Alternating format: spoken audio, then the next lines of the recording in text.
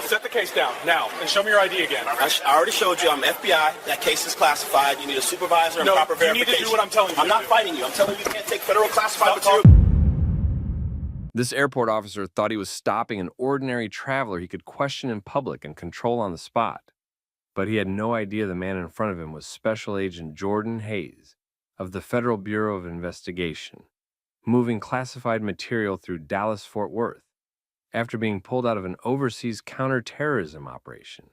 He saw the credentials and still treated the whole thing like an act. He heard the warning about classified federal property and kept pushing anyway. That decision turned a gate corridor stop into an assault on a federal agent, a public exposure of sensitive material, and the incident that finally brought years of buried complaints back to the surface.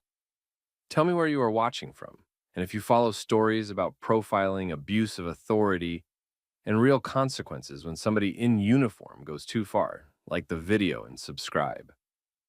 Jordan Hayes had almost nothing left in the tank when Officer Tyler Grayson stopped him inside a crowded connection area at Dallas-Fort Worth International Airport. Jordan had been pulled out of a dangerous overseas operation with almost no notice. He had spent close to 2 days awake. His hand was wrapped from an injury during extraction. He was carrying a sealed classified case that had to reach cleared federal personnel without delay. He was not looking for help, conversation, or attention. He was moving from one terminal connection to the next and trying to finish the last piece of an operation that nobody around him was cleared to understand. There was nothing dramatic about the way he moved through the terminal. He kept his pace steady. He stayed focused on the route ahead. He did not stop to argue with staff or draw attention to himself. To most people nearby, he was just another exhausted traveler trying to make a connection. Grayson saw something else. He noticed the hard case first, then the credentials, then Jordan himself. A black man, tired, injured, carrying federal identification, and moving like he expected not to be interrupted. Grayson did not take that as a sign to verify carefully. He took it as something he did not believe. That was the real reason for the stop. He stepped into Jordan's path, near the gate corridor, and forced the encounter in front of passing travelers. From the start, his tone was aggressive. He did not approach like a man trying to sort out a concern. He approached like a man who had already decided he had caught somebody pretending to be more important than he was. Jordan answered him directly. He identified himself as a federal agent. He presented credentials. He explained that he was in transit on official business, and that the sealed case contained classified material. He also made clear that the case could not be opened or surrendered without proper authorization. That should have moved the situation into verification through command. Grayson did not do that. He looked at the credentials and treated them like something fake until proven real. He kept pressing Jordan in the same hostile tone. He questioned him as if the credentials were a prop, and the case was something he had the right to take just because he demanded it. He was not trying to solve a problem. He was trying to force compliance in public. Jordan did not match that energy. He stayed controlled. He repeated the same point in plain terms. The case was classified. There was a process for verification. Grayson did not have authority to take federal material because he felt suspicious. That answer bothered Grayson more than anything else. A man like that can handle uncertainty better than refusal. Once Jordan made it clear that he was not handing over the case without proper authority, Grayson stopped acting like this was about airport security and started acting like it was about his pride. He moved closer. He raised the pressure. People nearby started noticing the stop because Grayson was making it impossible not to notice. Travelers slowed down. Some kept walking and looked back. Others stayed near the seating area and watched. The whole thing could still have been contained with one smart decision. Call a supervisor, run the verification the right way, keep the scene quiet. Grayson chose the opposite. A second officer came over and joined him. He did not calm things down. He backed Grayson and added to the pressure. That made the scene worse because Jordan was now dealing with two local officers who had decided that force mattered more than procedure. Jordan stayed where he was. He kept his movements limited. He repeated his identity and told them again that the case involved classified federal material. He did not threaten them. He did not insult them. He did not argue beyond the boundary that mattered. He was not surrendering the case without lawful authorization. Grayson took that as a challenge. The takedown started when he grabbed Jordan's injured arm. There was no legal reason for it. Jordan had not tried to run. He had not pushed past anyone. He had not reached for the officers. He had not made any threatening move. Grayson grabbed the one arm he knew was already damaged and used it to force Jordan down onto the terminal floor. The second officer assisted instead of stopping it. Passengers stopped in full view of the scene. Some shouted that Jordan was not resisting. Others pulled out their phones and started recording.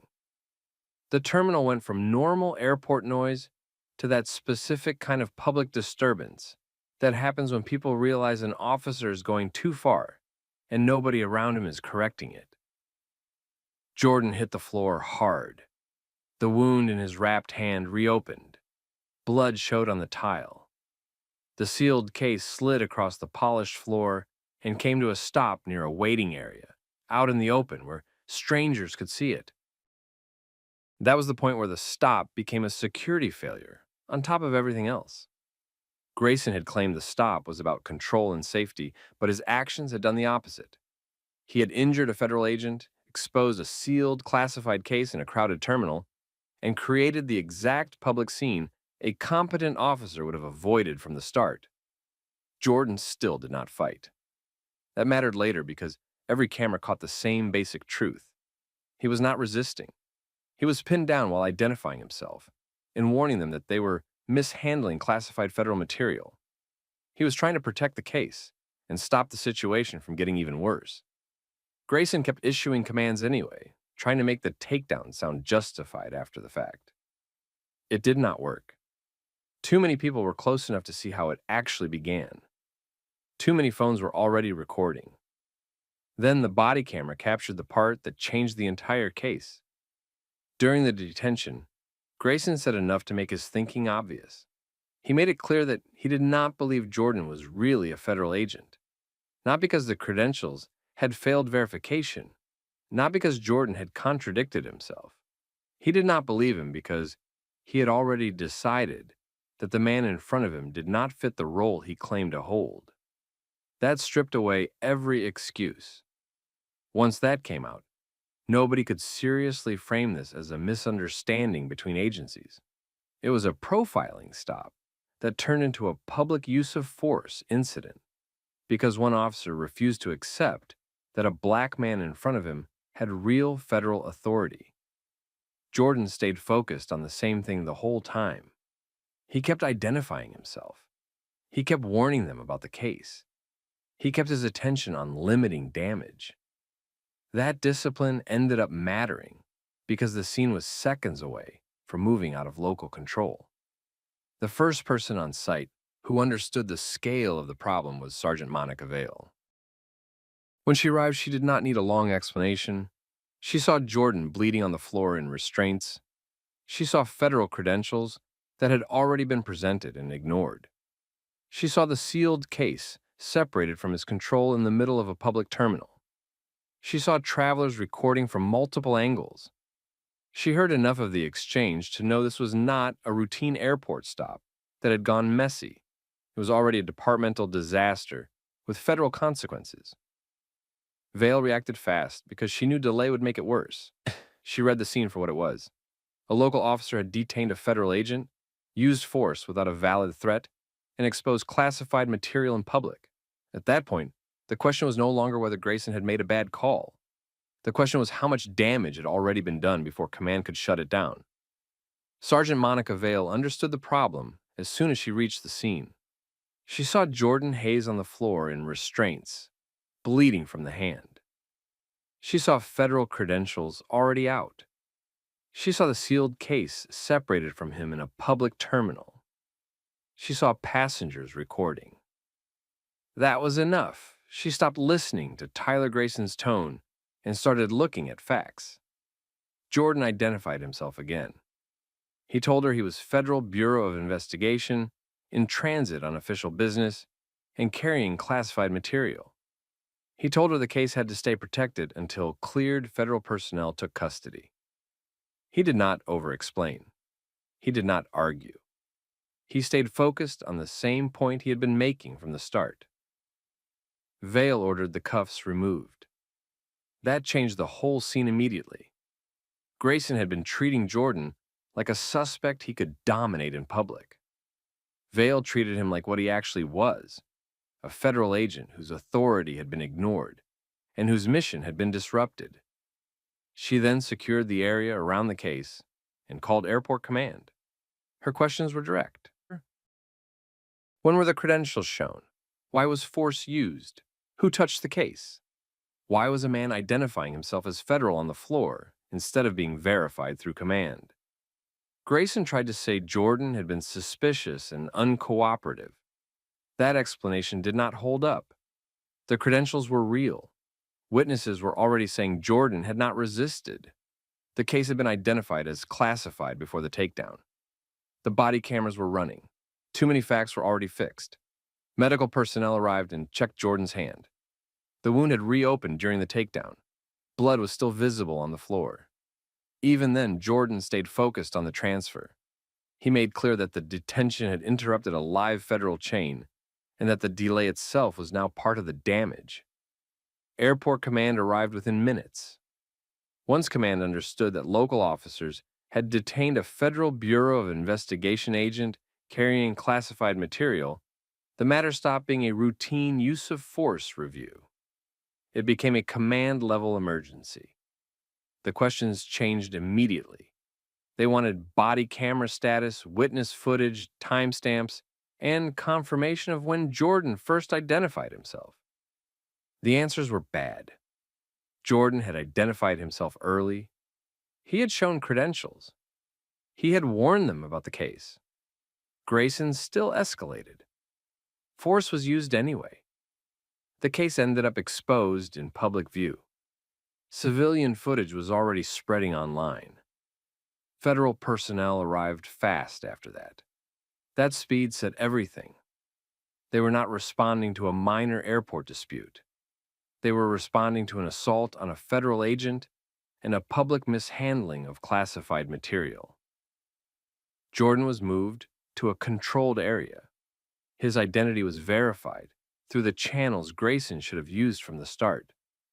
The result matched everything Jordan had said. He was Special Agent Jordan Hayes of the Federal Bureau of Investigation. He was in lawful custody of the case. He was moving under active federal authority. That ended the factual dispute. From that point on, the issue was Grayson's conduct.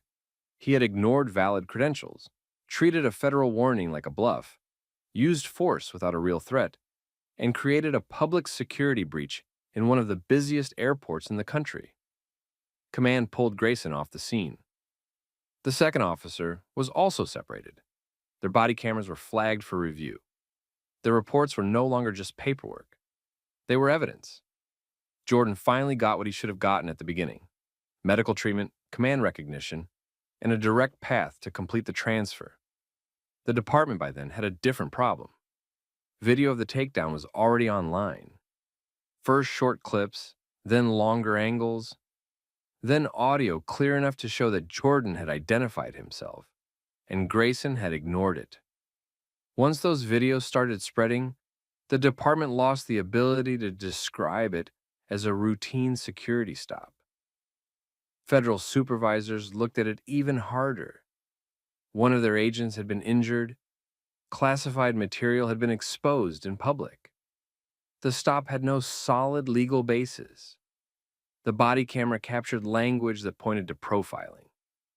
That moved the case beyond a bad arrest. It became a civil rights issue, an abuse of authority case, and a possible criminal matter. By the end of that first response, Grayson was no longer just an officer in a viral airport clip. He was the reason federal investigators were now looking at the entire department. Once federal investigators reviewed the body camera footage, the case changed fast.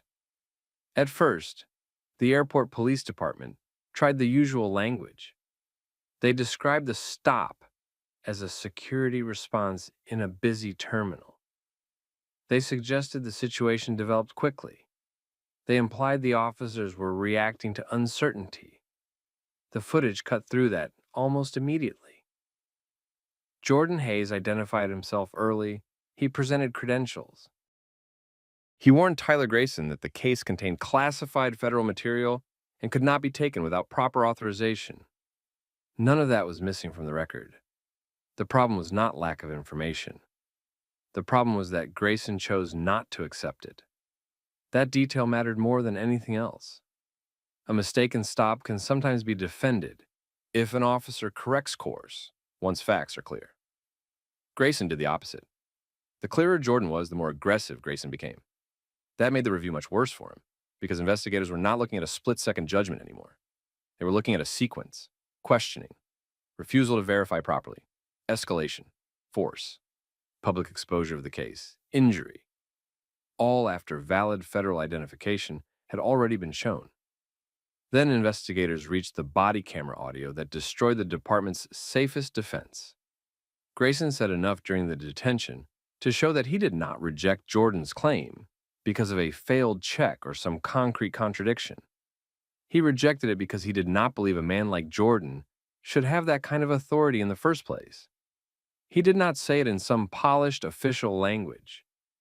He said it the way people do when their real thinking slips out under pressure. That moved the case directly into civil rights territory. Now, the issue was not just unlawful force. It was profiling tied to authority. Jordan was not stopped because of what he did. He was stopped because Grayson decided that his presence, his credentials, and his quiet certainty did not fit the role he claimed to hold. Once that became clear, the stop stopped looking questionable and started looking deliberate. Federal supervisors made that point very clear behind the scenes, and then in a more careful form in their formal communications. They were not treating this as a misunderstanding between agencies. They were treating it as an assault on a federal agent, interference with federal duty, mishandling of classified material, and a possible deprivation of rights case. That language put real pressure on the airport police department because a local use of force problem can sometimes be absorbed internally. A federal civil rights and authority abuse case cannot. The public videos kept spreading while all of this was happening. That made things worse for the department because every new clip added context. One angle showed the takedown more clearly. Another picked up the case, sliding across the floor. Another caught bystanders saying Jordan was not resisting. One of the longer videos made the timing especially damaging. People could hear Jordan identifying himself before the force happened, not after. That eliminated another possible excuse. The department could no longer claim the officers only learned who he was once he was already on the ground. The sequence was out there. So was the blood on the floor. So was the image of a sealed case sitting away from its lawful custodian, while airport police stood around it in public. By that point, the story had moved beyond local news. Federal law enforcement circles were talking about it. Civil rights attorneys were talking about it. Former airport travelers who recognized Grayson from their own encounters started paying attention. That is when an incident stops being one event and starts pulling history behind it. Internal affairs had to open a full review, but the department did not control the pace anymore. Federal investigators wanted every relevant piece of evidence: full body camera footage, dispatch logs, timestamps, radio traffic, training records, prior complaints, use of force history, supervisory notes. They were not just asking what Grayson did that day. They were asking whether the department already knew he had a pattern. That question scared people more than the video. A bad officer is one problem. A bad officer kept in place after repeated warning signs is a bigger one. Departments can isolate the first if they move quickly. The second points upward. That is why old complaints started resurfacing almost immediately. Black and Latino travelers who had filed complaints against Grayson in earlier years began contacting reporters and lawyers. Some said he had stopped them in terminals without a clear reason. Some said he had treated valid identification like it was fake. Some described the same pattern Jordan had faced: aggressive tone first, suspicion without facts, then pressure to submit in public. Not every old complaint had video. Most of these cases never do. But now people were looking at them differently because Jordan's case gave those older reports a visible structure. The pattern was no longer abstract. It had a face, a name, body camera audio, civilian footage, and a federal victim the department could not dismiss. Former victims started speaking publicly. That was the point where the department's exposure widened. It was no longer only about what Grayson did to Jordan Hayes in one airport corridor. It was about how many times Grayson had done some version of it to people with less power, less documentation, and less chance of being believed. Jordan survived the stop with federal backing and a command structure behind him. Most travelers Grayson had targeted before did not have that. That comparison hit hard. It also made Jordan's role in the story bigger than his own case. He was still the victim of the stop, but now his case was also the event that forced a buried record into the open. Then the internal emails started getting attention. Those messages did not show some dramatic conspiracy. Real institutional failure is usually more ordinary than that. What they showed was enough. Supervisors had discussed complaints about Grayson over the years. Some had flagged concerns about his approach with minority travelers. Some had noted that his stops created repeated friction and unnecessary escalation. But he kept a public-facing airport assignment anyway, because he generated high stop numbers and looked productive on paper. That kind of record is poison once it becomes public. It means the department did not just fail to spot a problem. It saw enough to worry and still protected the officer because his numbers made management look active. It means complaints were not ignored by accident. They were absorbed as the cost of keeping a certain style of policing in place. That is where the case stopped being only about Tyler Grayson. Now the focus was shifting to the people who kept him there: supervisors, command staff, internal review processes, complaint screening, assignment decisions. Every layer that had looked at warning signs and decided they were manageable. Jordan, through all of this, still completed the transfer that day. That detail stayed important in every later account because it showed how much discipline he had maintained under pressure. He had been injured, detained, humiliated in public, and delayed during a sensitive federal movement. Even so, he stayed focused long enough to complete the mission before turning fully to the fallout. That gave the case another sharp contrast. The man treated like a threat acted with control the whole way through. The officer claiming to protect the airport was the one who created the actual breach. By the end of that stage, the department was facing pressure from every direction at once. Federal investigators, civil rights review, public outrage, media scrutiny, reopened complaints, internal emails, witness footage, body camera evidence. The stop in the terminal was over. The real collapse had started after it. The ending came fast once the records opened up. Tyler Grayson was removed from duty, then terminated. The second officer was suspended and later disciplined for assisting in the takedown instead of stopping it. Federal investigators kept the bigger case moving because this was not just about policy violations. They were reviewing civil rights violations, abuse of authority, and the handling of classified material during an unlawful detention. The department tried to isolate Grayson at first. That did not work. Old complaints from Black and Latino travelers were reopened. Former victims spoke publicly. Their stories sounded too similar to dismiss. Same aggressive tone, same disbelief, same habit of treating ordinary people of color like they had to prove they belonged in spaces where Grayson thought they did not fit. Then the internal emails became the real problem. Supervisors had known for years that Grayson generated repeated complaints. They had discussed his conduct. They had flagged concerns. He still stayed in a public-facing airport role because his stop numbers made him look productive. That shifted blame upward. The story was no longer about one reckless officer. It was about a department that tolerated him because the paperwork looked good. That brought outside pressure. Civil rights lawyers got involved. Federal review widened. Airport leadership had to answer for complaint handling, use of force oversight, and assignment decisions.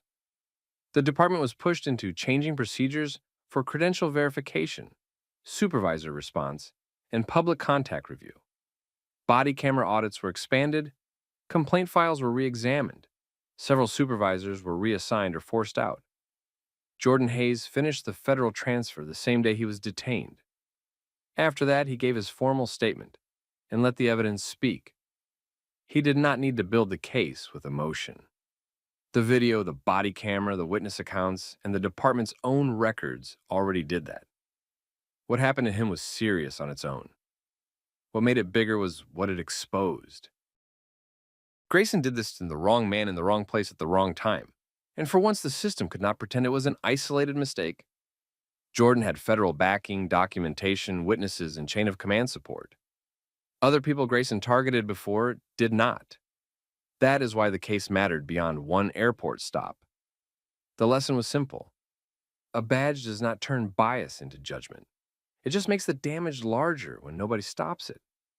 What would you have done if you saw that happen in front of you? Have you ever watched somebody in authority push too far because they thought nobody would challenge them? Put it in the comments. Share the story with somebody who would understand it. And subscribe for more stories like this. Run the plate and VIN. I'm already on it. Just hang right here for me. Plate and VIN don't match. That's a problem. Dr. Mercer, I need you to step away from the car. Turn around. Hands behind your back. This officer thought he had found an easy target. A black man in a luxury car, late evening, quiet street, badge on one side, one driver on the other. In his head, the story was already written. The car probably was not his. The documents probably would not hold up. A little pressure would expose something. What he did not realize was that he was about to create a clear record of profiling, overreach, and bad judgment, all of it captured step by step. Tell me where you are watching from, and if you like stories where abuse of authority gets exposed by facts, like the video, and subscribe. The stop happened in the medical district just after dark. Dr. Adrian Mercer was driving home after a long day at work. He had spent the day moving between surgery and hospital business. He owned the luxury car. It was legally registered. It was insured. He was not doing anything unusual. He was heading home. Officer Daniel Kessler noticed the car first. Then he noticed the driver. That was when the stop really began in his mind. He waited for a traffic reason and used a minor lane change issue to pull the car over. Dr. Adrian Mercer did exactly what a driver is supposed to do. He pulled over safely. He stayed inside. He waited for instructions. When Officer Kessler walked up to the window, he asked for license, registration, and insurance. Dr. Adrian Mercer handed them over right away. Everything matched. The name on the license matched the registration. The insurance was active. The plate matched the vehicle. That should have ended the ownership question. It did not. Officer Kessler looked over the documents and started asking questions that had nothing to do with a normal traffic stop. He wanted to know whether the car really belonged to Dr. Adrian Mercer. He asked how long he had owned it. He asked where he got it. He asked whether it was leased, financed, or borrowed. He asked where Dr. Adrian Mercer was coming from and what he did for work. The answers were calm and direct. The car was his, the paperwork was valid. There was no confusion in the documents and no sign of theft. But Officer Kessler did not treat the paperwork as proof. He treated it like something that needed to be challenged until it matched his assumption. That is what changed the stop. A normal officer checks documents to confirm facts. Kessler was doing the opposite. He had already decided the facts were wrong, and now he was looking for a way to force the stop in that direction. Dr. Adrian Mercer understood very quickly that this was not really about the lane change. He did not argue. He did not try to impress the officer. He did not start talking about status or money. He answered what he needed to answer and stayed controlled. Officer Kessler took the documents back to his patrol car and ran the checks. The vehicle did not come back stolen. The registration was current. The insurance was active. There was still no factual basis for a theft theory. He kept going anyway. Over the radio, he started describing the stop in a way that made it sound more serious than it was. He suggested there were concerns about ownership. He framed Dr. Adrian Mercer as suspicious without pointing to any real conduct that supported that label. He was not reporting a clear problem. He was setting up a version of events that might justify pushing the stop further. That mattered later because the cameras were telling a different story. The dash camera showed a routine stop. The body camera showed a driver who stayed calm, followed instructions, and gave valid documents. The radio traffic showed Officer Kessler trying to build suspicion before he had evidence for it. He returned to the car and started asking the same questions again, in slightly different ways. He was trying to catch Dr. Adrian Mercer in some inconsistency. There was none. The answers stayed the same because the facts stayed the same. At that point, the stop had already gone past what it should have been. Officer Kessler was not checking a traffic issue anymore. He was trying to make Dr. Adrian Mercer explain why he was allowed to own his own car. That was the real stop, not the lane change, not safety, not a paperwork issue. Just one officer refusing to accept what was already in front of him. Dr. Adrian Mercer did not help him stretch it into more than that. He stayed measured. He answered clearly. He did not give the officer anything that could honestly be called threatening, evasive, or disorderly. That only made Officer Kessler more determined. He went back to broad language. He talked about needing more verification. He acted like the stop still had unresolved issues, even though the basic checks had already come back clean. He kept the pressure on because he did not want to admit that the premise of the stop had failed. Then he took the next step and asked Dr. Adrian Mercer to get out of the car. Dr. Adrian Mercer complied. Outside the vehicle, he asked what the actual issue was. It was a fair question. The documents were valid. The car had not been flagged as stolen. There was no obvious reason for the stop to keep expanding. Officer Kessler did not give a clear answer. He stayed vague. He talked in general terms about ownership concerns and verification. That vagueness was important. It showed he still had no concrete basis for what he was doing. He circled the car, stalled for time, and kept trying to turn doubt into evidence. But doubt is not evidence. Disbelief is not probable cause. And a luxury car does not become suspicious just because an officer thinks the wrong person is driving it. Dr. Adrian Mercer could see what was happening. The officer was building the whole stop around a theory he could not prove.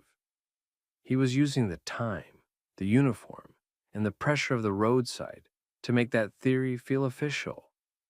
That is how bad stops grow, not from facts, not. From confidence backed by authority, and Officer Kessler still thought he was in control. He thought he had found someone he could push around. He thought the stop would end with the driver rattled and the officer satisfied that he had asserted control. He did not know he was standing there with cameras recording every unsupported decision. He did not know dispatch records would preserve the way he framed the stop. And he had no idea who Dr. Adrian Mercer really was in that city. At that point, to him, this was still just a driver he did not believe. That mistake was about to cost him. Officer Daniel Kessler had already stretched the stop far beyond the traffic reason he used to initiate it. By then, he was no longer checking anything in a normal way.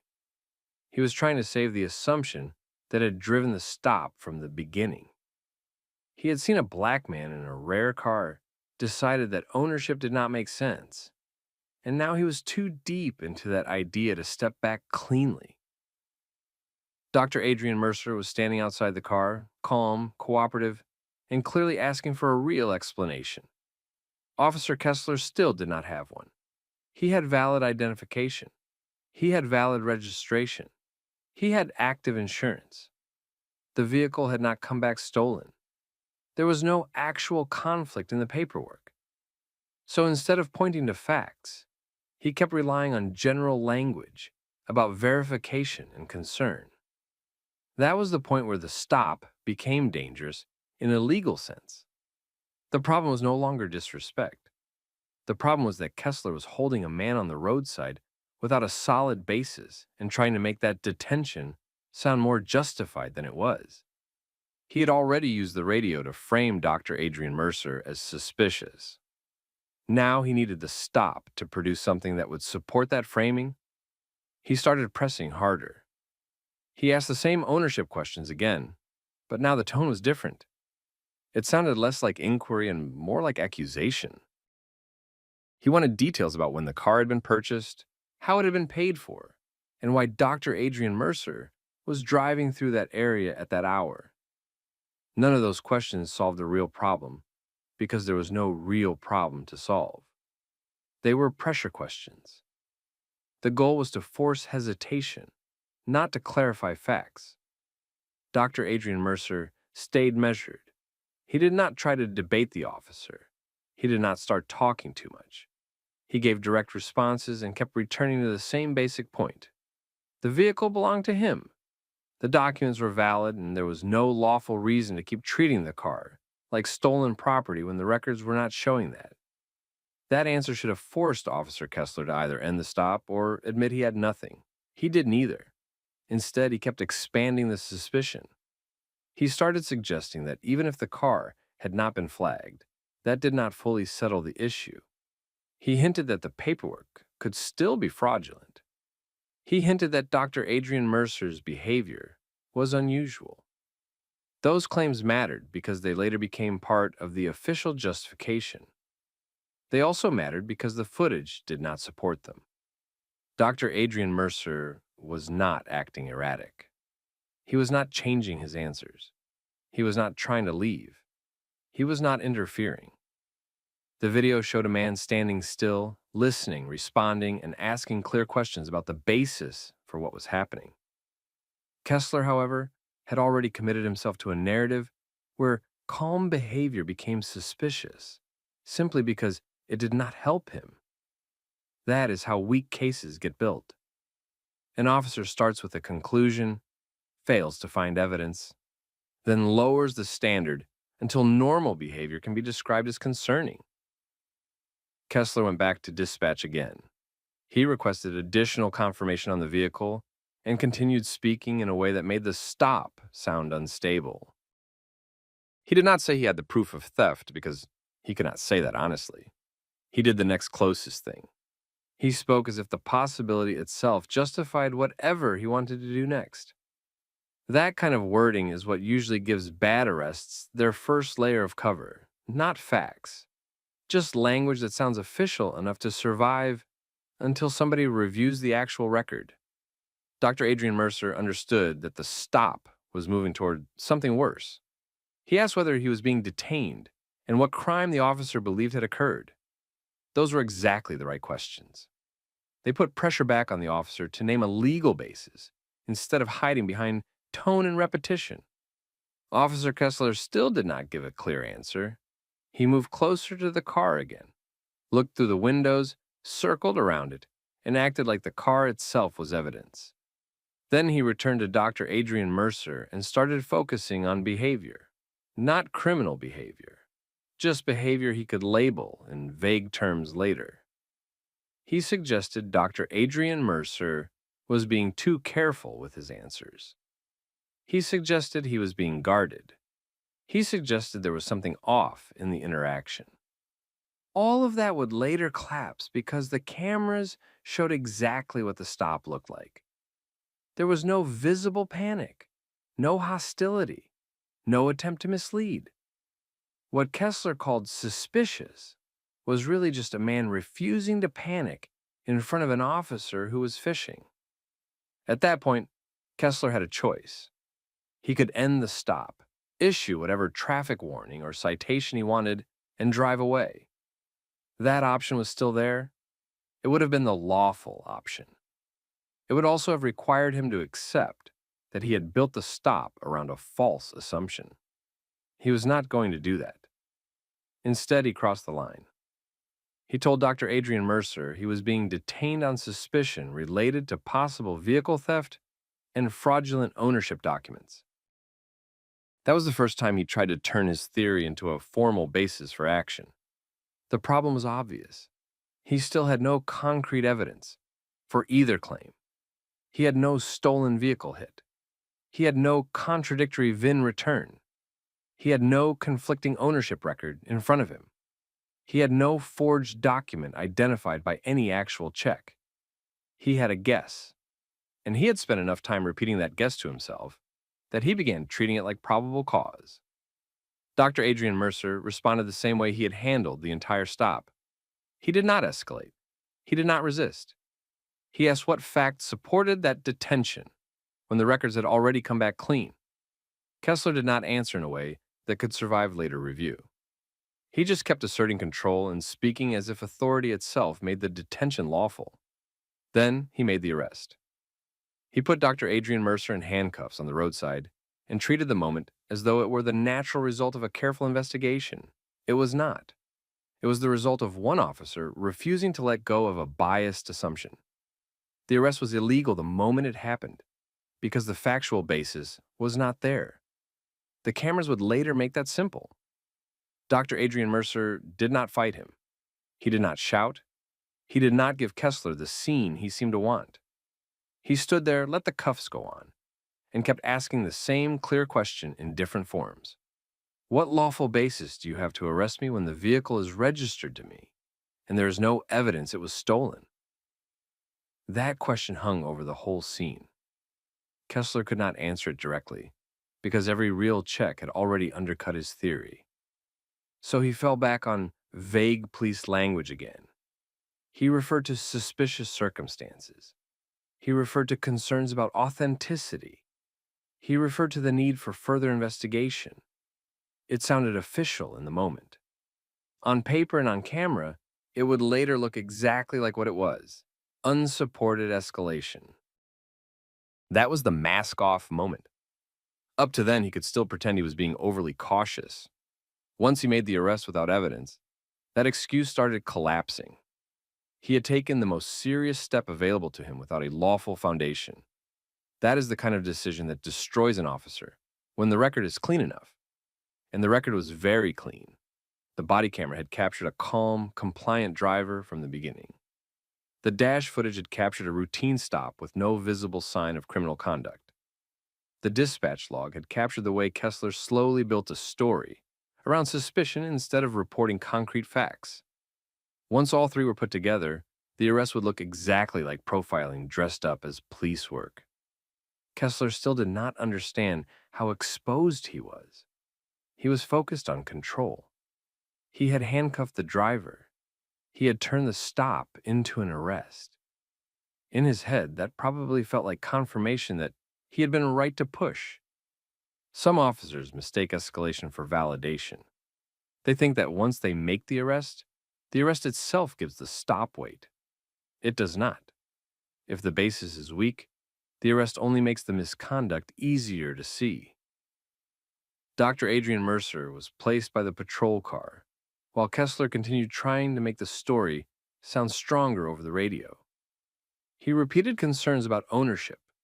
He referred again to suspicious behavior. He talked as if the detention had revealed something meaningful. It had not. Nothing new had appeared.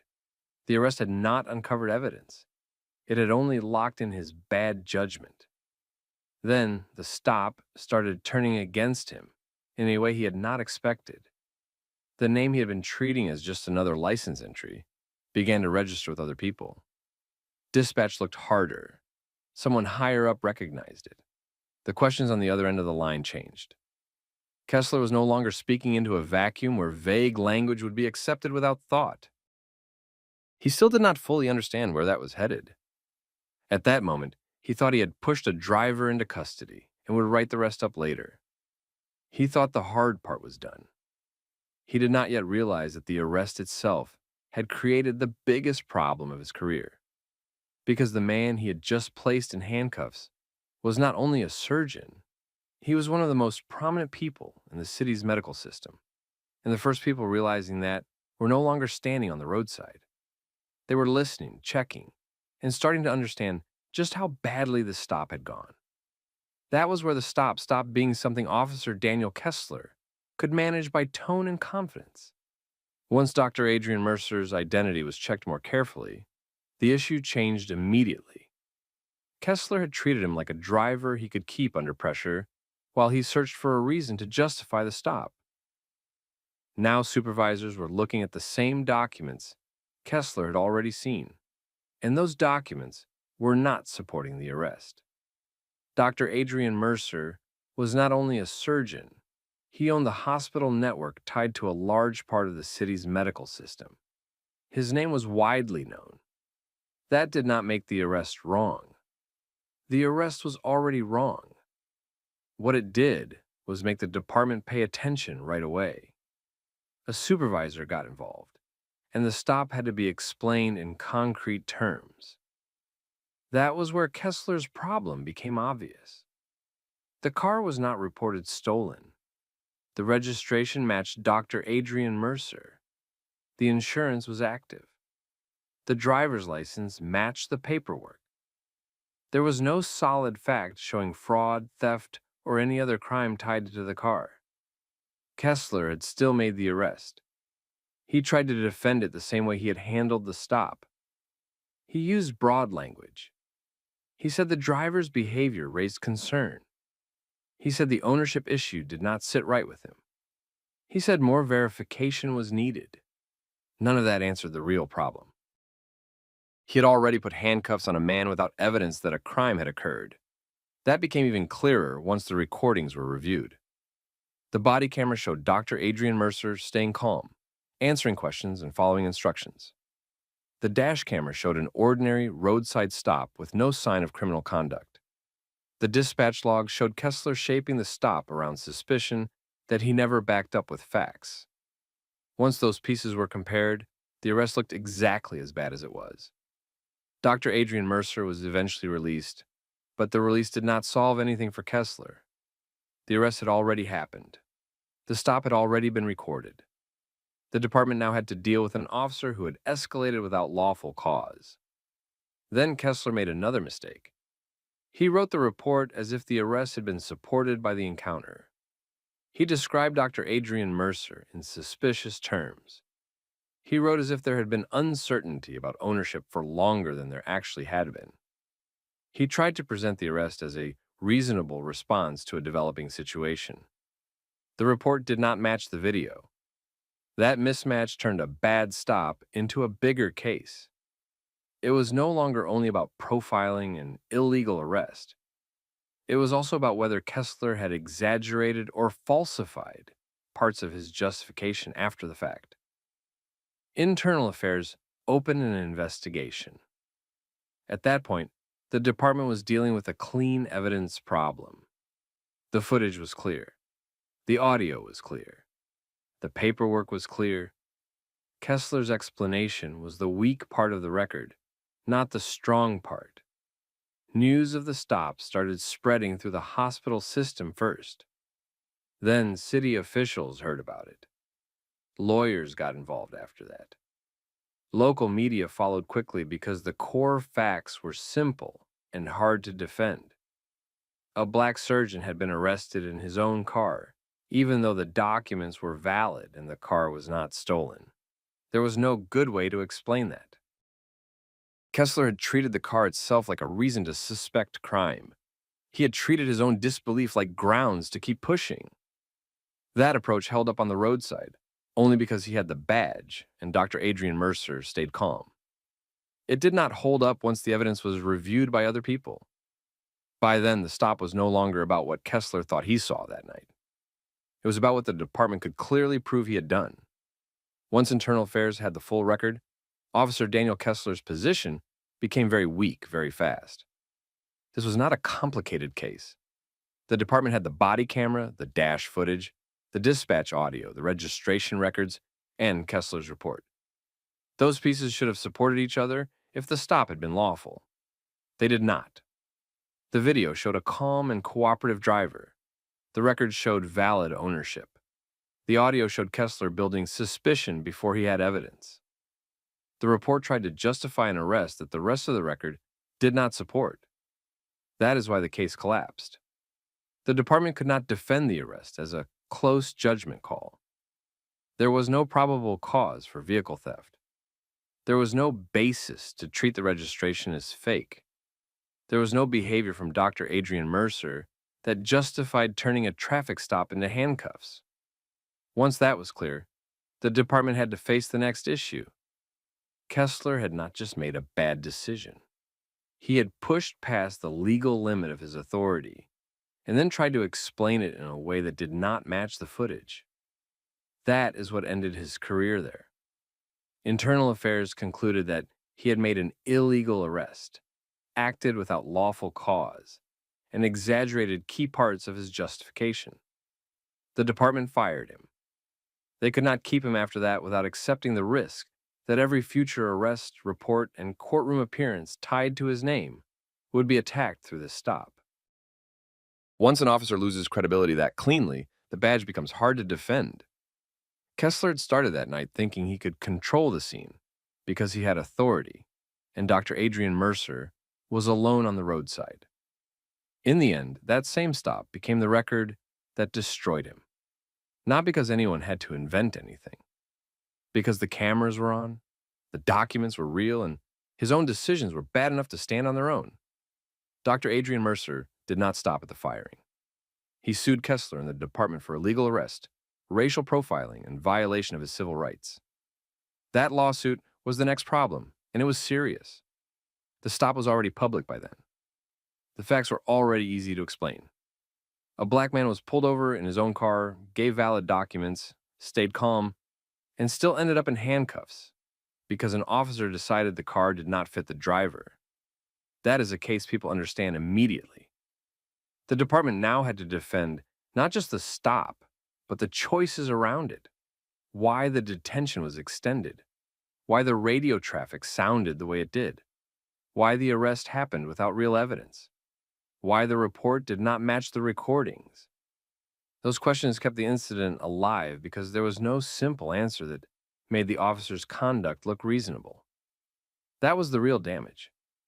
Kessler lost his job, but the consequences went beyond him. The department came under pressure to explain training, supervision, and how an officer felt comfortable taking a stop that far with so little factual support. People started asking whether this was truly one officer acting alone, or whether he had simply done in public what had gone unchecked in smaller stops before. That is the kind of pressure departments hate because it moves the story from one man's misconduct to the culture around him. The hospital system did not let the matter fade either. Dr. Adrian Mercer was too visible, too established, and too careful in the way he handled the stop for the department to dismiss him as a difficult driver or a misunderstanding. He had done everything right. That made the case stronger. It removed the usual excuses. There was no aggressive behavior to point to, no refusal to comply, no confusion in ownership records, just a biased assumption, an illegal arrest, and a report that could not survive review. That is why the ending was satisfying. Officer Daniel Kessler thought he was dealing with someone he could intimidate and define on the spot. He thought he could turn disbelief into authority and authority into custody. Instead, he created a clean record of misconduct. It cost him his badge. It pulled him into court. It put his conduct under a microscope he could not control. And that is the real lesson here. This story was never about a car by itself. It was about what happens when an officer sees a person, decides they do not belong where they are, and then uses police power to force that belief into action. The reason Kessler lost in the end was simple. He had no facts. He had a bias, and he acted on it anyway. Once the footage was reviewed, The uniform could not protect him from what he had done. A lot of officers count on the moment being all that matters. They count on pressure, confusion, and the assumption that their version will carry more weight than the driver's. That works until the evidence is clear enough. Then the whole thing flips. The same stop they thought they controlled becomes the proof against them. That is exactly what happened here. Let me know what you would have done in Dr. Adrian Mercer's position. And if you have ever seen a stop like this turn into something it never should have become, put your thoughts in the comments. Share the story with somebody who needs to hear it, and subscribe for more stories like this. All right, both of you, IDs, right now. What's the reason? You're in an area with break-ins. I need to know who you are. Just standing here is not suspicious. What specific facts made you stop us? You two look like you're scouting, like you're casing places. That's not a fact, that's a guess. Start me a second unit, possible drug activity. The Mesa officer thought he was stopping just another black couple he could pressure, confuse, and send on their way with no questions asked. He had no idea he was already talking himself into a record, into radio traffic he couldn't clean up later, and into a stop that another officer was about to examine line by line. What he tried to sell as a routine contact was already turning into the kind of encounter that exposes exactly how bad stops happen in the first place. Before this goes further, drop where you're watching from in the comments. And if you follow stories about accountability, bad stops, and people who know how to hold their ground without losing control, hit like and subscribe. This started in Mesa, Arizona, in a quiet commercial area that didn't give the officer much to work with. Parked cars, storefronts, low traffic, no crowd, no active disturbance. Edward Ellison and Tiana Ellison were standing there like countless other people stand near businesses every day, talking and minding their own business. Nothing dramatic. That's what made what happened next so telling. The officer rolled up and skipped right past normal contact. He didn't come in like someone checking on a situation. He came in like he'd already decided what they were. His first move was control, identification, questions framed like commands. Then the real tell came out fast. He started implying that they didn't fit the area, not directly at first. Officers who do this a lot usually don't say the ugliest part immediately. They circle it. They let the suspicion hang in the air and act like everyone is supposed to understand what they mean without them having to say it clean. Edward and Tiana caught it right away. They didn't match his energy. That mattered. A lot of people think the turning point in these encounters comes when voices rise. Sometimes it does. Here it came because the couple refused to help him build the stop for himself. They stayed calm and made him do the work. Edward asked what legal basis he had for stopping them. Tiana asked whether they were actually being detained. Very simple questions. The kind that sound almost too basic until an officer can't answer them. And he couldn't. Instead of naming a crime, he drifted into theory. He suggested they might be scouting homes or businesses. That was the first invented layer, not based on a report, not based on observed tools, forced entry, masks, lookout behavior, or anything real. Just a theory built around presence. Two black people standing in a place where, in his view, they needed to explain themselves. That was the engine under the whole thing. Tiana quietly started recording audio. That decision changed everything, even though the officer didn't know it yet. That's how a lot of these encounters work. The person trying to control the scene thinks the moment belongs to him because he has the badge, the radio, the uniform, the official posture. But the record starts moving in another direction. A phone in a hand, audio running, timestamps, tone, word choice. What was asked? What was dodged? What got added later? Once that exists, the story doesn't belong only to the officer anymore. Edward kept pressing the same point. Not arguing all over the place.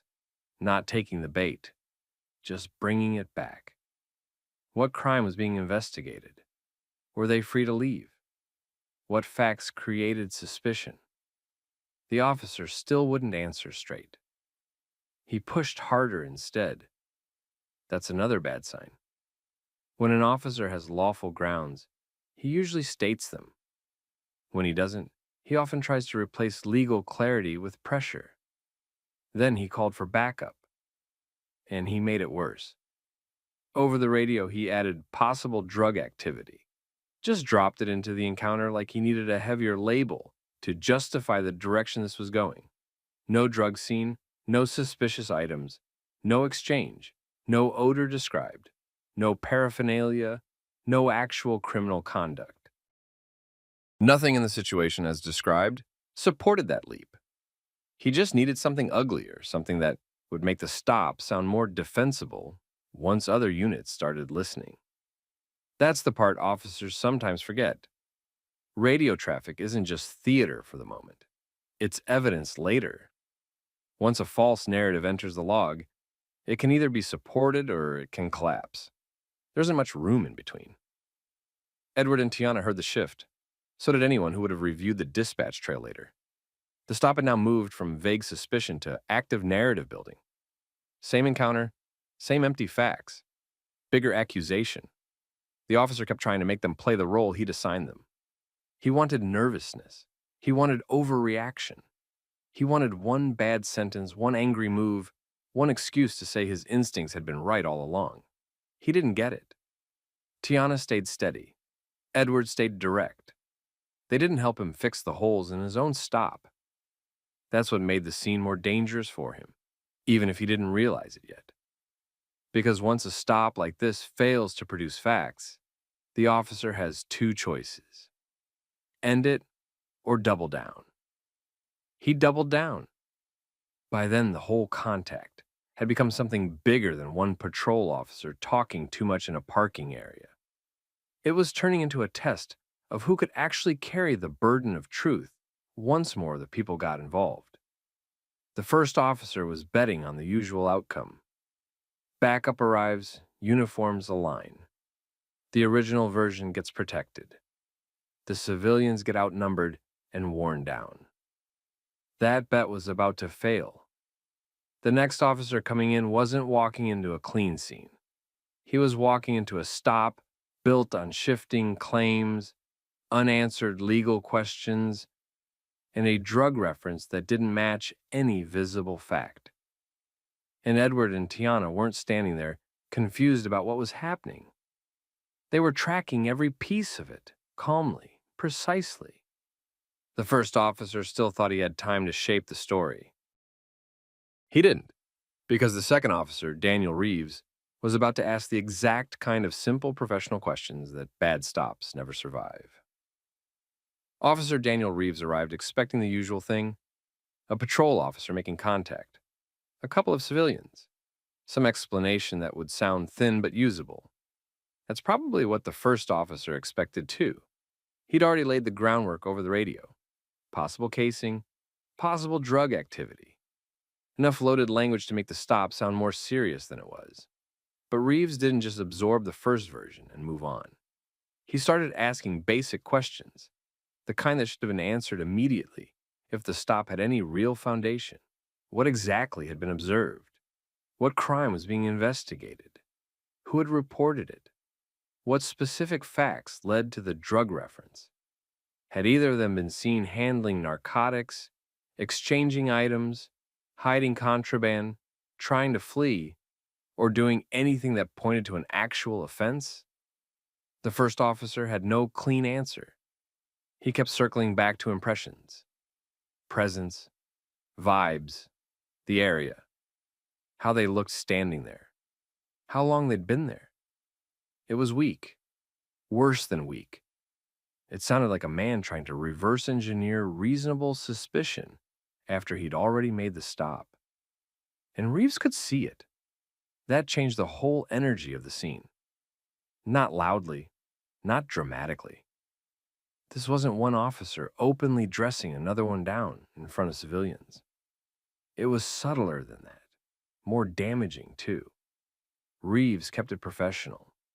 He asked short questions. He stuck to facts. He didn't rescue the first officer by adding his own assumptions. That alone started stripping the stop down to what it really was. Edward and Tiana noticed it right away. They could tell Reeves wasn't eager to rubber stamp what had already happened. He wasn't hostile toward them. He wasn't performing solidarity for the first officer. He was looking for something objective he could write down and defend later. He wasn't finding it. The first officer felt the shift, too. And this is where officers like that often get themselves in deeper trouble. Instead of backing out cleanly, he started trying to soften his earlier language without fully letting it go. He hinted that it was just a field interview, just a routine check, just making contact in an area where businesses and homes mattered, just trying to be proactive. That might have worked if he hadn't already gone further, but he had. He'd already implied they didn't belong there. He'd already floated the theory that they were scouting locations for crime. He'd already injected drugs into the radio traffic. Once an officer does that, he can't casually rewind the encounter and pretend it was community policing. Reeves kept asking, had there been a complainant? No clear answer.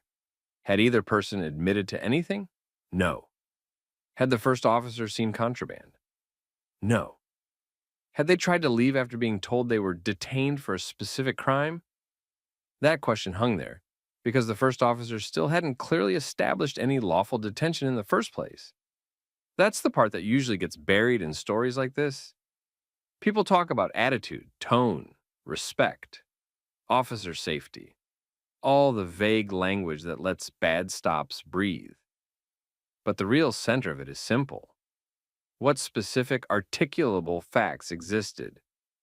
At the moment the officer decided these two people weren't just citizens standing in public, but potential criminals who needed to identify themselves and justify being there. Reeves was effectively forcing that question into the open, and there still wasn't a real answer. Edward stayed locked in. He didn't start grandstanding just because another officer seemed more professional. He kept it narrow. Legal basis. Facts. Detained or not detained. He wasn't trying to win the street argument. He was making sure nobody could later pretend this had been some chaotic misunderstanding.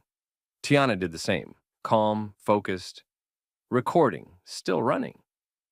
Then the stop broke open. Edward and Tiana presented federal credentials. Not in some flashy way, not as a threat. They didn't suddenly become louder or smug. They just produced identification that changed what the first officer thought he was dealing with. Tiana's credentials tied her to civil rights work. And in that moment, the first officer understood something ugly all at once. This wasn't going to stay trapped inside his version of events. These weren't two people he could intimidate, delay, or confuse until they gave up and left.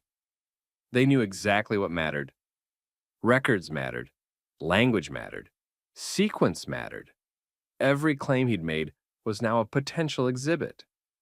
His tone changed immediately. That's always revealing. Not because authority should only be respected when a person has status. That's the whole problem. He hadn't treated them like ordinary people entitled to ordinary rights. He'd treated them like convenient suspects until he saw credentials he associated with consequence. Then suddenly he sounded measured, more polite, more casual, more interested in wrapping things up without friction. Too late. Reeves had already seen enough. The recording already existed. The radio traffic already existed. And Edward and Tiana had just shown that they were not only calm under pressure, but fully prepared to follow the paper trail after the stop ended. The first officer started trying to repackage the contact. He suggested it was all routine, standard, no big deal. Just checking. Just making sure everything was okay. But that version couldn't survive the timeline.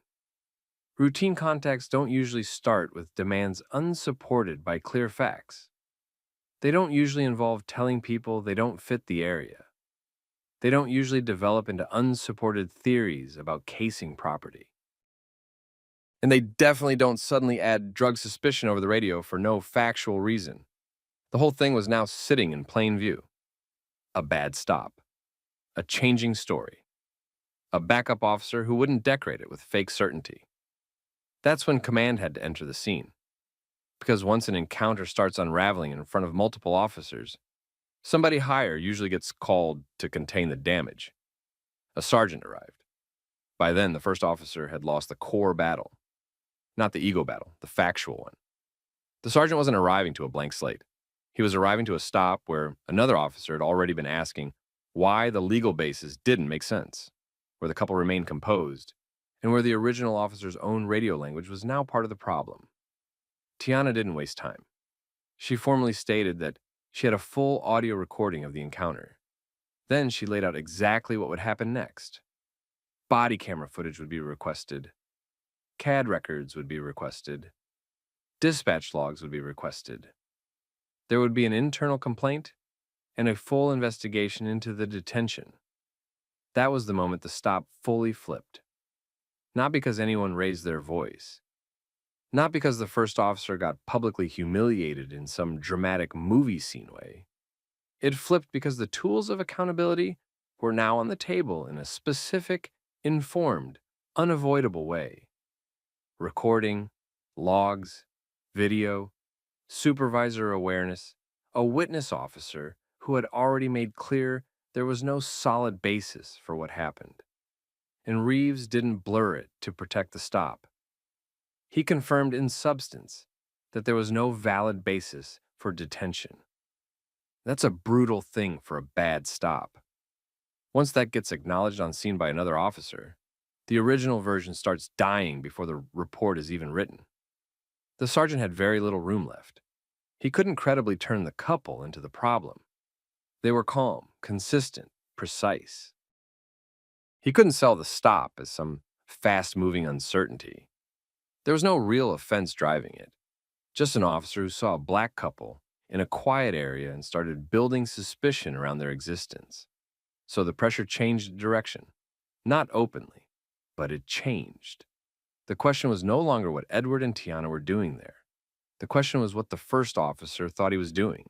The sergeant understood the problem fast. Not because the first officer explained it well. He didn't. The sergeant understood it because the stop had already been stripped down to its weak parts before he got there. No clear reported crime, no specific observed conduct, no real explanation for why drug activity had suddenly gone over the radio. And now a full audio recording sitting in Tiana's possession. That changes the scene fast. The first officer still tried to shrink what happened. He pushed a safer version now. He acted like it had been a basic contact that got misunderstood. He tried to flatten the escalation and make the whole thing sound administrative. That wasn't going to hold. Not with Reeves there. Not with the couple staying consistent. Not with the sequence already laid out in real time.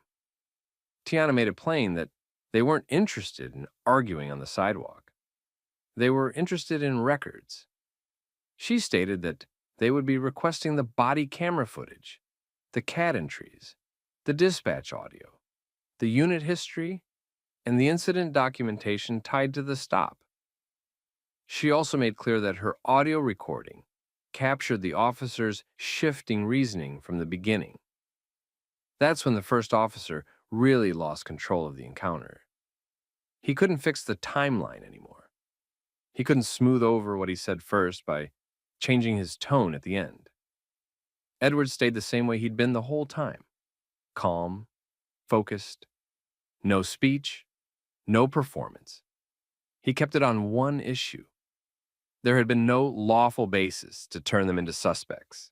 That was the point. Everything else was cleanup. Reeves didn't retreat from what he'd already made clear. He confirmed in front of the sergeant that there was no valid basis for detention based on what had been personally observed. That mattered more than people realize.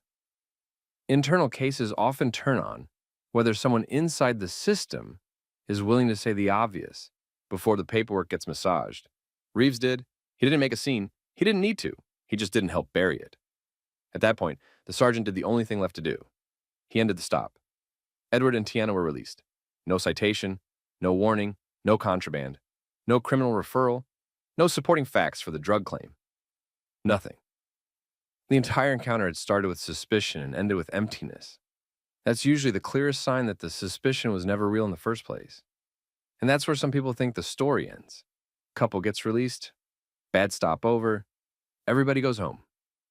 Not this time, because the real damage for the first officer started after the scene was quiet again. Edward and Tiana followed through. They didn't let the encounter turn into one of those stories people tell privately and never document. They moved fast. Records requests went in. The audio was preserved. Notes were made while every detail was still fresh. Times, sequence, exact shifts in language. The point where the officer suggested they didn't fit the area. The point where he floated the casing theory. The point where drug activity suddenly appeared with no factual basis. The point where Reeves started asking the questions the first officer couldn't answer. The point where the tone changed after credentials came out. Every important move had a place on the timeline.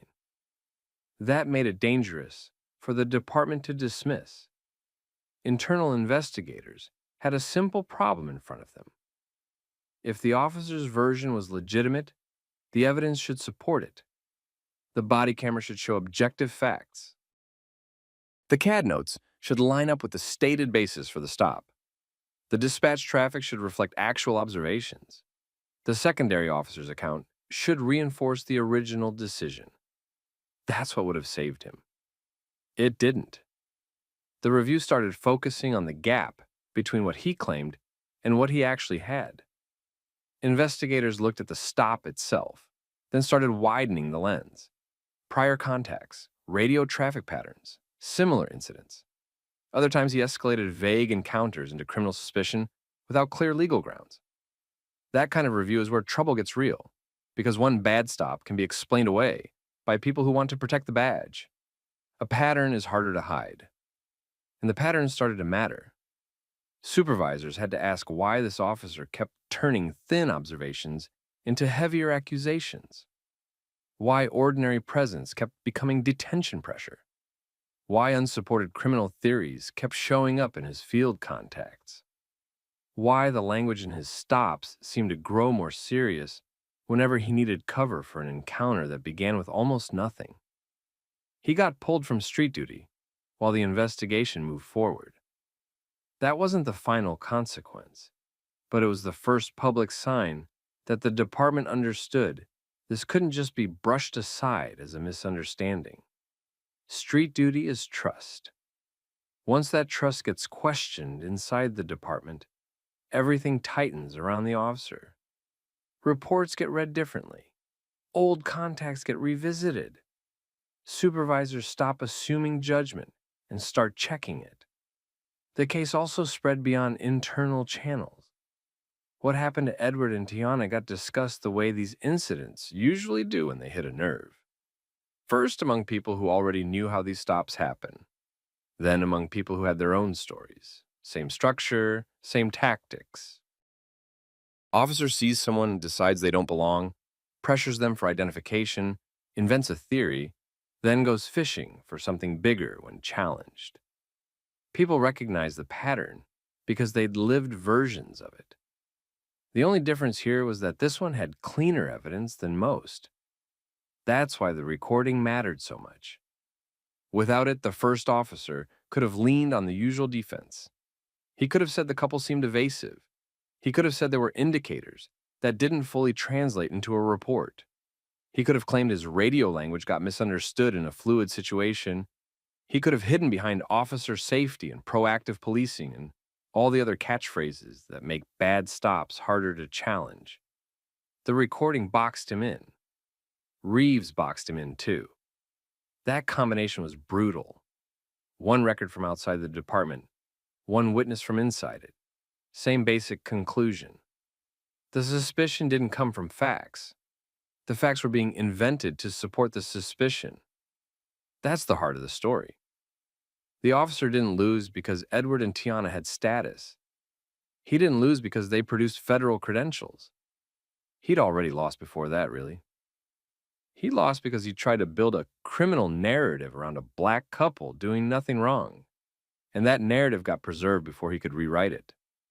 The credentials just made him realize too late that the people in front of him knew exactly how to force the system to answer for it. And that part matters. A lot. Because rights aren't supposed to depend on whether the person stopped knows civil rights procedure, knows records law, knows how dispatch logs work, or has a second officer willing to tell the truth. Ordinary people deserve lawful treatment too. The story hits hard because it shows how often accountability still depends on preparation, documentation, and somebody refusing to play along with a false frame. Edward and Tiana didn't win by outshouting him. They didn't win by getting emotional and trying to beat a badge with volume. They won by staying locked on facts, by not letting the officer turn the encounter into a personality contest, by recording, by asking the same legal questions he didn't want to answer, by understanding that oversight starts the second someone decides to preserve the truth instead of trusting the system to do it for them. That's why the stop fell apart. Not because the officer had a sudden change of heart. He changed tone only when he saw possible consequences. That's an important detail, and people shouldn't look away from it. He treated them one way when he thought they were easy targets. He treated them another way when he thought they had institutional power behind them. That switch told the whole story on its own. In the end, the officer tried to turn an ordinary moment into criminal suspicion. He tried to make presence sound like planning. He tried to make a weak stop sound serious by adding drugs to the radio. He tried to lean on the usual assumption that once police language enters the record first, it controls the story. He was wrong. The record beat him. The questions beat him. The facts beat him. And that's the lesson here. When somebody in authority starts building a case out of nothing, the smartest response isn't panic, it's precision. Know what was said. Know what was observed. Know what changed. Know what can be requested later. Once the false narrative gets checked against the actual sequence, a lot of power disappears fast. So that's the story. A Mesa patrol officer thought he had found just another couple he could pressure without consequence. What he actually found was a clean record, a professional witness, and two people who understood that accountability starts before the stop is even over. What would you have done in that situation? Have you ever seen an officer try to create suspicion first and look for facts later? Put your thoughts in the comments. Share the story with somebody who needs to hear it, and subscribe for more stories like this. Where'd you get that uniform? You got proof you're supposed to be wearing it? Deputy, I'm on official travel. What's the legal reason for this contact? Don't flip it on me. I asked you a question. Who are you? Colonel David Holloway. This is a government vehicle. If you have a lawful basis, state it. You're not going to tell me how to do my job. Show me your ID. Are you detaining me? Yes or no? This deputy thought he was pressing just another man at a gas pump with a few aggressive questions. But he had no idea he was actually confronting a real high-ranking military commander on official travel. He looked at the uniform, decided it didn't belong on that black man, and acted like suspicion was enough to turn a fuel stop into an interrogation. Watch how that bad decision started falling apart the second the commander stayed calm, stayed precise, and made the deputy explain himself. This wasn't just an awkward encounter. It was a clean, recorded example of reckless authority running straight into discipline. Before this goes any further, say where you're watching from. Country, state, city, wherever. And if you like stories where arrogant people overplay their hand and get exposed by their own behavior, hit like and subscribe. Now look at the scene the way it actually unfolded. Deputy Ryan Mercer pulled into that county line gas station late in the evening, thinking he was about to do something proactive. That's how guys like him usually framed it. Not interfering, not guessing, proactive. He spotted a government SUV at a pump under the canopy lights. Next to it stood Colonel David Holloway, a black man in full military command uniform, fueling up on the way between installations. That should have been the entire story. Government vehicle, military uniform, quiet stop for gas. Move on. Mercer didn't move on. He got out, locked onto Holloway almost immediately, and walked straight toward him with the kind of energy that told everyone nearby this wasn't a greeting. He didn't start normal. He didn't introduce himself in any professional way that matched the situation. He went right at the uniform. He wanted to know why Holloway was wearing it, where he got it, whether he was actually military, whether he had proof he had the right to wear it. That right there told the whole story honestly. Mercer wasn't reacting to a crime. He was reacting to what he thought looked out of place, and Holloway caught that instantly. Holloway didn't flinch, didn't match Mercer's tone, didn't start explaining himself like he owed a stranger a life summary at pump number 4. He answered respectfully. Short, controlled. He made it clear he was on official travel, and then asked the question Mercer clearly didn't want asked back. What legal basis did he have for detaining or questioning him while he was fueling a government vehicle? That was the first moment Mercer had a chance to reset. He could have backed up, realized he'd gone in too hot, and corrected himself. A professional officer would have done exactly that. He didn't. He took Holloway's composure personally. Bad officers do that all the time. They hear a calm legal question and treat it like disrespect because they were expecting nervousness, apology, or submission. Mercer had already decided he was in control of the whole interaction. When Holloway didn't play small for him, Mercer got sharper. He kept pressing the same point. Uniform, identity, proof. He acted like the mere possibility that someone could impersonate military personnel gave him the right to turn his own assumption into a field investigation with no clear basis. That's where ego started driving the stop. Not law, not facts.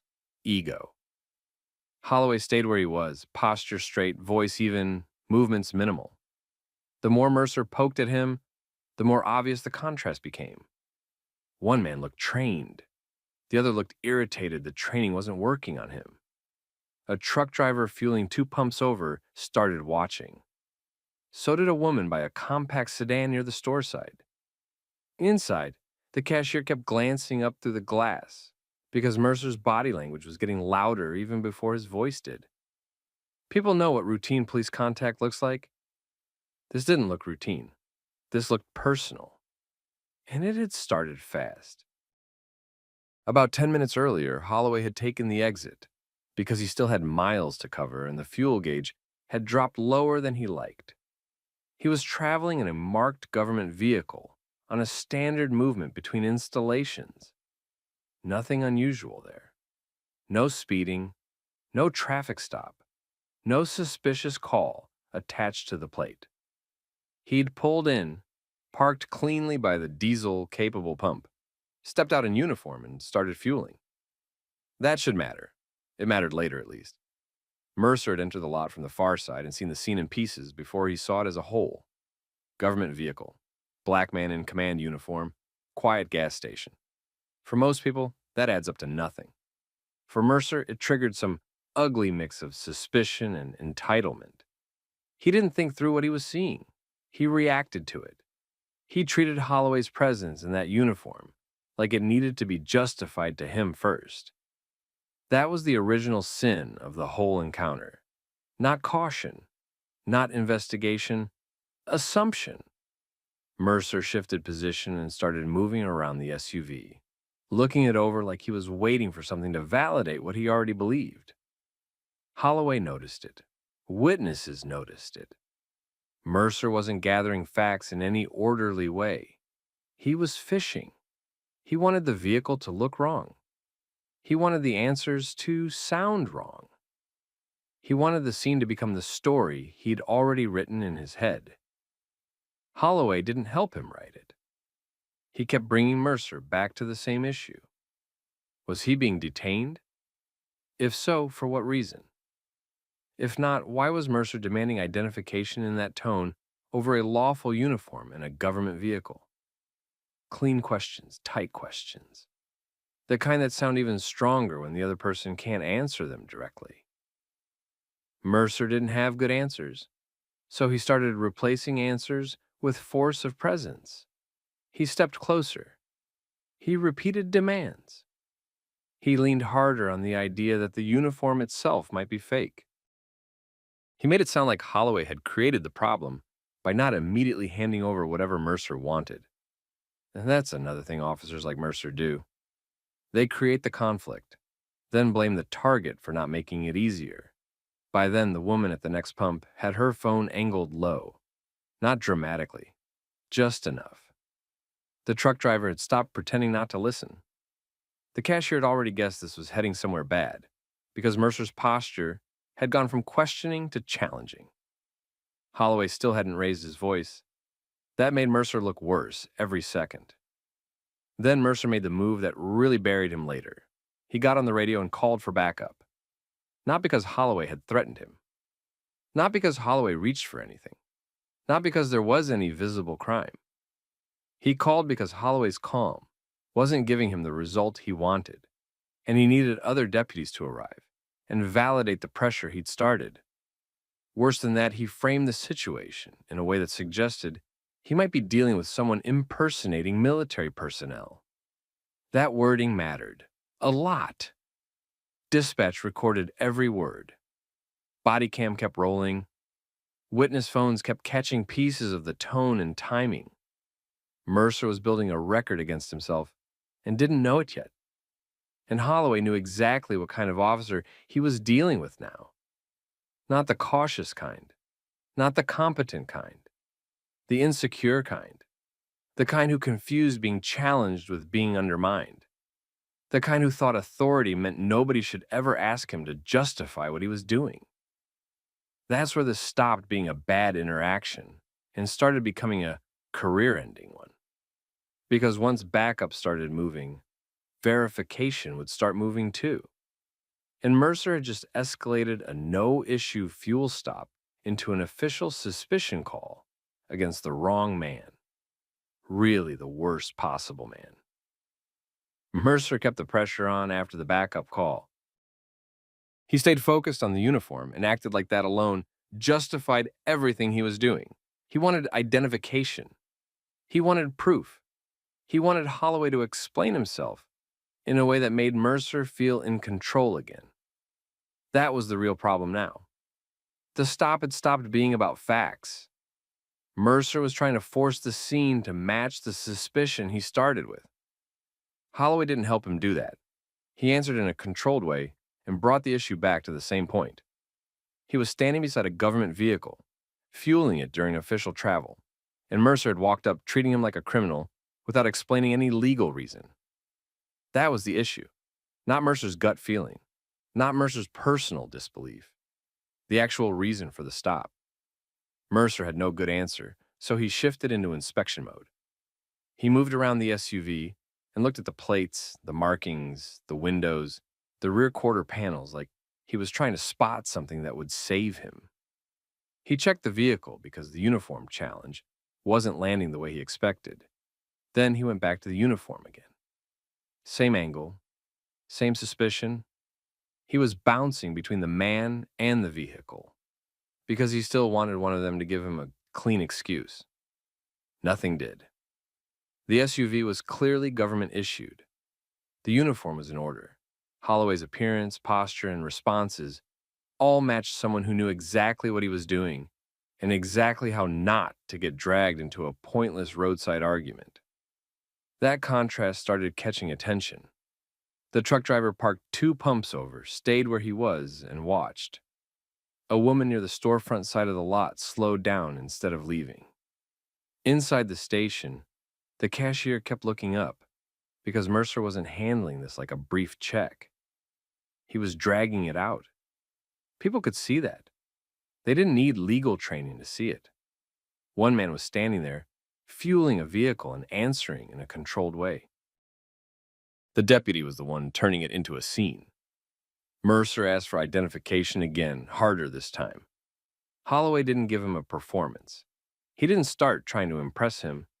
He pressed Mercer on the actual reason for the detention and whether Mercer was giving a lawful order or just making demands because he didn't like what he was seeing. That put Mercer in a bad spot. He wanted compliance without having to explain himself first. And that's where his tone started slipping. He got sharper, less professional, more personal. He treated Holloway's calm response like a challenge to his authority. That part mattered later because Bodycam doesn't just capture words. It captures pace, tone, distance, and how fast an officer gets irritated when somebody refuses to play the role he assigned them. Dispatch started checking the vehicle. That should have helped Mercer back out. It didn't. The registration came back consistent with a government-owned vehicle. That was a big fact, not a minor detail. A real deputy looking at the situation honestly would have understood right there that he was standing on weak ground. Mercer didn't step back. He adjusted the story in his own head and kept going. Now he acted like maybe the vehicle was real, but the man standing beside it wasn't. That was the point where his judgment fully broke down. He started picking at the rank and presentation of the uniform, as if he had some solid basis for doubting it. He didn't. He was just talking, filling space, trying to keep control of an encounter that was already turning against him. Holloway let him keep talking because Mercer was making the later review easier with every extra minute. Then Mercer used the radio again. He updated the situation in a way that still leaned into the impersonation idea, even though the facts were already moving the other way. That was a serious mistake. He wasn't just being rude in public anymore. He was pushing a misleading version of events into an official record. Witnesses noticed the same thing supervisors would later notice. Mercer had started with suspicion and never honestly tested it. He just kept feeding it. The woman at the next pump had her phone up now. The truck driver was listening openly. The cashier would later remember Mercer circling back to the same accusation instead of explaining why he had started the stop at all. That mattered because Mercer was going to need ambiguity later, and there wasn't much left. Then dispatch came back with more. This time it wasn't just the vehicle. The identity and travel status connected through official channels. Holloway was exactly who he appeared to be. Legitimate military commander, official travel, no active issue, no basis for an impersonation theory. That was the turning point. Mercer had spent several minutes treating a lawful uniform like evidence of a crime, and now the record was closing around him. The vehicle checked out. The travel checked out. The man checked out. All that was left was Mercer's behavior. He didn't handle that well. He hesitated, tried to stay in control of the scene without admitting he had pushed it too far. That only made it worse. By then, the second unit was close, witnesses were already recording, and dispatch had enough information to show that Mercer's original framing was wrong. He couldn't clean it up anymore. Too much had already been captured. When backup arrived, they weren't walking into a dangerous impersonation stop. They were walking into the aftermath of Mercer making a bad call and refusing to let go of it. That changed the atmosphere right away. The focus shifted off Holloway and onto what Mercer had actually done. And that was the real problem now. Not the uniform, not the vehicle. Mercer. He had challenged a lawful military commander without clear legal grounds, escalated the stop after getting no evidence of wrongdoing, and pushed a false suspicion hard enough to call in other deputies. Once that became clear, the encounter stopped being about Mercer's authority and started becoming about Mercer's credibility. That was not a fight he was going to win. The second unit pulled in and saw the problem almost immediately. Not because Mercer explained it well. He hadn't. The problem was the scene itself. A marked government SUV sat at the pump. Colonel David Holloway stood beside it in full command uniform. He wasn't acting evasive. He wasn't moving around. He wasn't doing anything that matched the kind of radio framing Mercer had pushed out. Mercer looked like the only person there trying to turn it into something bigger. That matters. Officers read scenes fast. Good ones do anyway. The arriving deputies looked at Holloway, looked at the vehicle, and then looked at Mercer. By then, dispatch had already confirmed enough to kill the impersonation angle, so the backup officers weren't stepping into uncertainty. They were stepping into Mercer's bad call, while it was still sitting in plain view under the gas station lights. Mercer still tried to hold the scene. He stayed close, kept talking, and acted like he was still running a valid stop. But it was falling apart on him in real time. The core issue was settled. Holloway was legitimate. The travel was legitimate. The vehicle was legitimate. Mercer had started with suspicion, escalated with attitude, and ended up with nothing behind it. Holloway didn't need to do much at that point. He stayed composed and answered what needed answering. He didn't get dramatic, didn't try to embarrass Mercer in front of the other deputies. He kept the focus where it belonged. Mercer had initiated the confrontation over the uniform itself and kept pushing even after facts started cutting against him. That was the whole issue, and by then everybody standing there could see it. The other deputies weren't blind. They could hear the gap between Mercer's earlier radio tone and the reality in front of them. They could also see Holloway's bearing, not just the uniform, the way he spoke, the way he held himself, the way he kept asking for the legal basis instead of getting pulled into Mercer's nonsense. None of that looked like a man pretending to be something he wasn't. Mercer's problem now was simple. He had created a stop that only made sense if his assumption turned out to be right. It didn't. So every extra second he stayed aggressive just made the review worse later. One of the other deputies asked the practical questions: travel status, assignment movement, vehicle confirmation. The answers lined up. Dispatch confirmation lined up.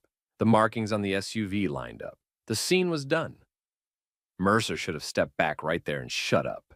He didn't do that cleanly. He tried to linger in that half-defensive, half-authoritative mode officers slip into when they know they've messed up, but still want to look firm in front of coworkers. He acted like he had only been checking things out, just being cautious, just doing his job. That excuse already looked weak, and it got weaker the more people considered how he had actually started. He hadn't approached with neutral caution. He'd gone straight at Holloway over the uniform. He'd demanded proof before explaining any legal reason for the stop. He'd circled the vehicle, trying to manufacture support for his own assumption.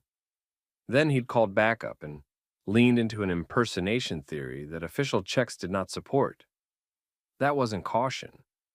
That was bad judgment. The witnesses could tell the atmosphere had shifted.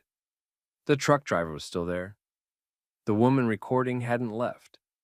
The cashier inside kept watching because the energy had changed from confrontation to exposure. Mercer wasn't in control anymore. He was standing inside the consequences of his own behavior, and everybody could feel it. Holloway made one thing clear before the scene ended. He stated in a calm and direct way that wearing lawful authority and carrying oneself with discipline should never be treated as suspicious just because an officer decides it doesn't look right on the person wearing it. That was the line that stuck. Not because it was theatrical, because it was accurate. It cut right through everything Mercer had been trying to hide behind. And Mercer knew it. He didn't have a comeback for that. There wasn't one. He had challenged the wrong man for the wrong reason, in the wrong way. And too many people had watched him do it. Once Holloway's status was settled, the rest of the contact had to unwind. Mercer could no longer justify detaining him. He could no longer sell the stop as a developing investigation. He couldn't even rely on confusion, because dispatch records, Bodycam, and witness video had already frozen the sequence in place. That's what ended the scene. Not a threat, not a speech. Documentation. Holloway finished what he had come there to do. Fuel the vehicle. Continue the trip. Mercer was left standing at the gas station with backup officers who now understood they had been called into a stop built on a deputy's ego and assumptions. That alone would have been bad enough, but the real damage started after everyone left. Mercer still had reports to write. Dispatch logs existed. Bodycam existed. Witnesses had video.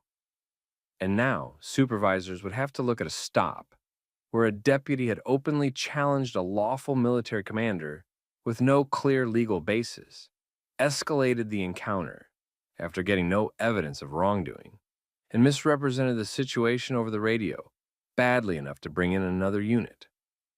A lot of officers survive messy encounters because the details stay fuzzy. Mercer didn't get that luxury. Too much of this one was captured. By the next day, the footage was already being reviewed from multiple angles. Bodycam showed how Mercer opened the contact. Dispatch audio showed how he framed it. Witness clips showed the tone and pacing from outside law enforcement's own camera angle.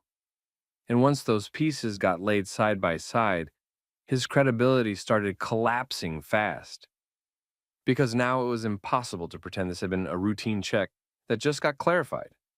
It hadn't. He had targeted Holloway first, then tried to justify the targeting after the fact. That distinction was going to cost him. By the next morning, Mercer's problem had moved out of the gas station and into review. That's where bad stops usually get stripped down. No attitude, no adrenaline, no chance to improvise.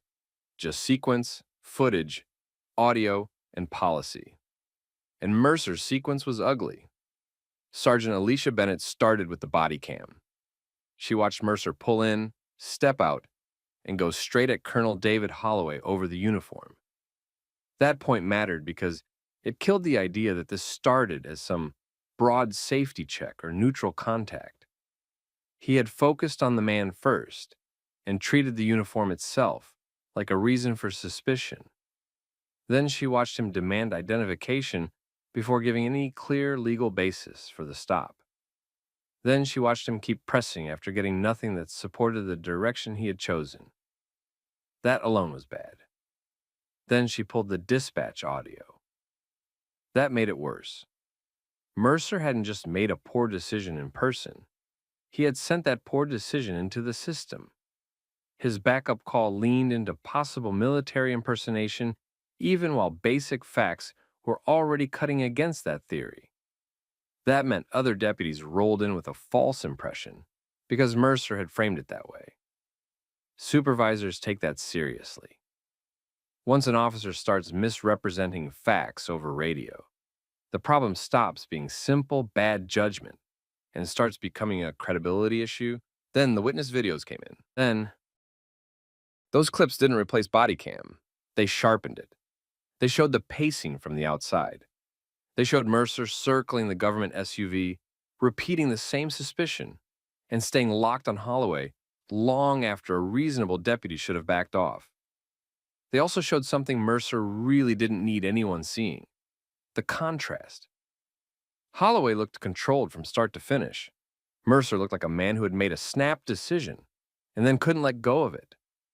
That pattern carried into Mercer's written report. He tried to smooth the language out. He made the stop sound more neutral than it had been.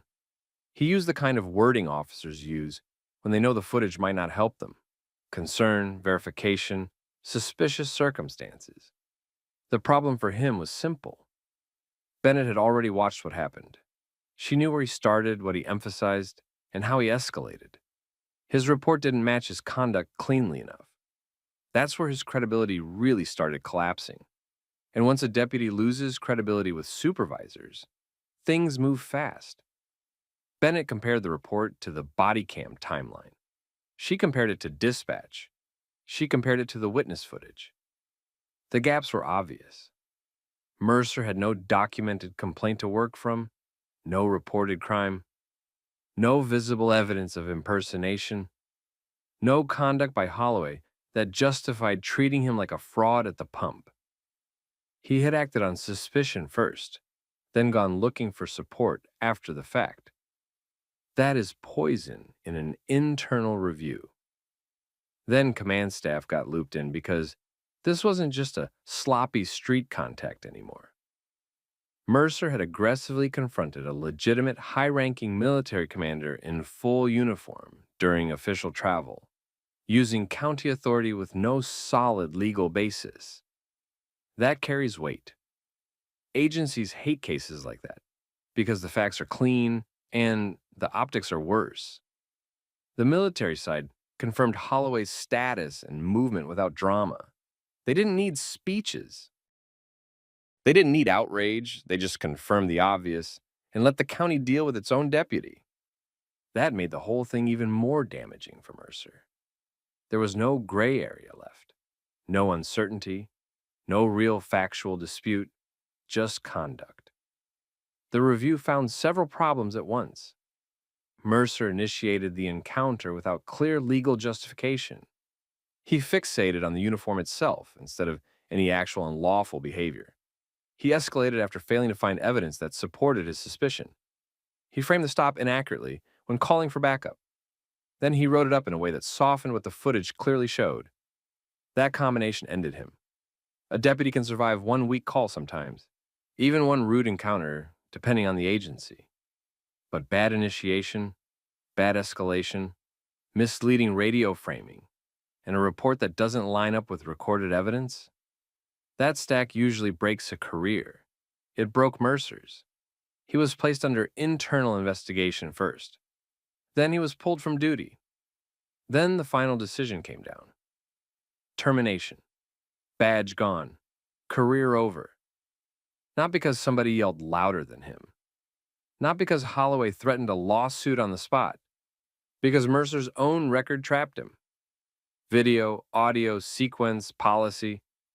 That's the part people miss when they talk about accountability. They expect one big dramatic moment. Most of the time, it's not that. It's slower and colder. A supervisor watching footage 3 times. A timeline getting written. A report getting compared against audio. An officer realizing too late that every version he offers sounds weaker than the one already on camera. Holloway didn't spend the next week doing interviews or trying to turn himself into the center of a public fight. He continued his duties. He documented what happened. He cooperated where needed. And he let the process do what it was supposed to do. That restraint mattered. It also exposed the biggest difference between the two men. Holloway carried real authority and didn't need to perform it. Mercer had county power, misused it, and then lost it. The second review replaced ego with facts. The gas station incident kept circulating inside the county for a while. Officers talked about it. Staff talked about it. Not because it was complicated, because it was clear. A deputy saw a black man in a command uniform, decided it didn't look right to him, and acted on that feeling like it was enough. Then the cameras showed exactly what that decision looked like in the real world. And that became the lesson. Not every abuse of authority ends with handcuffs or a courtroom. Sometimes it ends with a file, a review, and a deputy cleaning out his locker because he couldn't control his assumptions for 5 minutes at a gas pump. That's what got Ryan Mercer. Not bad luck. Not politics, his own choices. And Colonel David Holloway never had to do anything dramatic to expose that. He just stayed disciplined, asked the right questions, and let Mercer keep talking until the record was complete. That's the whole story. One man relied on ego. The other relied on discipline.